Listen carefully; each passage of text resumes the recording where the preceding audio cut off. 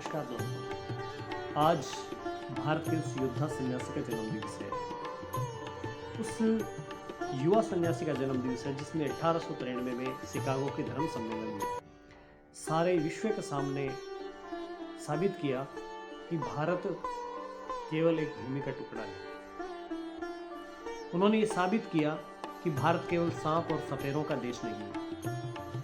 उस सन्यासी ने उस सभा के अंदर जो घोषणा की, उससे पता चला पूरी दुनिया को कि आज भी भारतीय संस्कृति वो संस्कृति है जो कल्हड़ के काव्य में, शंकर के मठ में, परशुराम के अस्त्र में, राम के शस्त्र में, चैतन्य की चेतना में, मीरा की वेदना में पुष्पित और पल्लवित हुई है।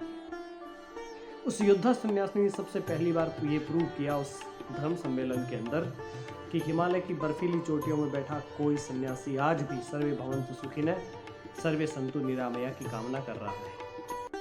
उन्होंने ये साबित किया उस धर्म सम्मेलन के अंदर कि आज भी हमारा लक्ष्य जो है, सनातन का लक्ष्य जो है, वो स्वगच्छध्वम सवद्धतम समो मनासी जानतम देवा भागम यथा पूर्वे सज्जना नाम उपासितम का है कि सभी लोग साथ मिलकर रहें, साथ मिलकर सोचें, साथ मिलकर चलें, जिससे इस मानव जाति की उन्नति हो।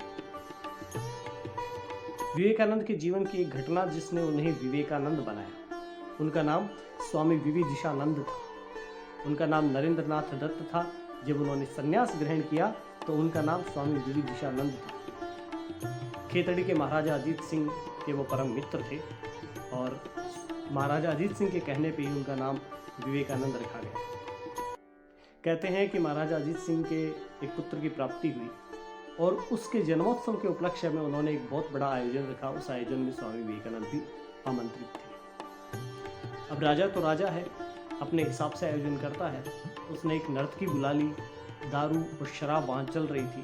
तो स्वामी विवेकानंद ये सब देख के खेतड़ी महल के जो ऊपर का कमरा है वहाँ जाके बैठ गए कि मैं इन सब चीज़ों से दूर हूँ और मैं इस समारोह में, इस नृत्य में मैं शामिल नहीं हूँ। और वो ऊपर बैठ के अपना ध्यान कर रहे थे। लेकिन तभी वो नर्तकी गाते गाते सूरदास का एक भजन गाती है कि प्रभु जी हमारे अवगुण चित न धरो, एक लोहा पूजा में राखत एक घर बधिक परो, पारस यह भेद न जानत सोनो करत करो, प्रभु जी हमारे अवगुण चित न धरो। जब ये गीत स्वामी विवेकानंद के कानों में पड़ा, जब इस भजन की पंक्ति उन्होंने सुनी, तो वो तुरंत दौड़ करके नीचे आए और आकर के उस नर्तकी के पैर छू लिए। बोले कि माँ तूने मेरी आंखें खोल दी, मैं संन्यास आश्रम में हूँ, सब कुछ छोड़ चुका हूँ, उसके बावजूद भी मेरे मन में कहीं न कहीं थोड़ा भी भेदभाव मेरे मन में था, वो भेदभाव आज आपने खत्म कर दिया। और इस घटना से स्वामी विवेकानंद बन गए। तो ऐसे एक योद्धा सन्यासी जिन्होंने पूरे गुलाम भारत के अंदर एक जान फूंक दी थी और पूरे भारत के अंदर जिन्होंने चेतना का संचार किया था और कहा था कि उत्तिष्ठिते जागृते प्राप्य वरान्न बोधिन्न, कि उठो जागो और तब तक चलते रहो जब तक तुम्हें तुम्हारे लक्ष्य की प्राप्ति नहीं हो जाए। आज हमारा यूथ आइकन किसे अपना आइकन बना रहा है? वो पूरे भारत के युवाओं के आदर्श है।